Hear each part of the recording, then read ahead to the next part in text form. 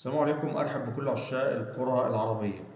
المنتخب الأردني يفوز على المنتخب الإماراتي 2-1 في المجموعة الثالثة، مجموعة منتخب مصر.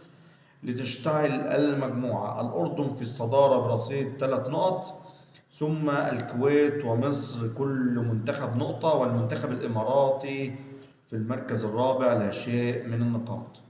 الصعوبة بتأتي في إن الجولة التانية هتجمع بين منتخب مصر ومنتخب الإمارات في مباراة قوية جدا يوم السبت القادم 6/12 الساعة 8:30 بتوقيت القاهرة.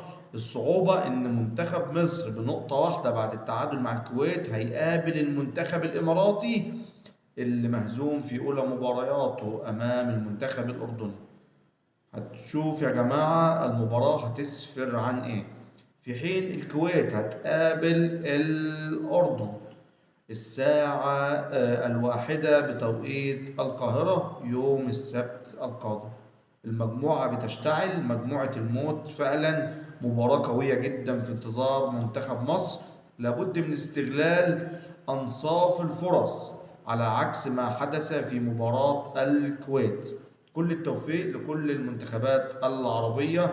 كأس العرب يجمع كل العرب.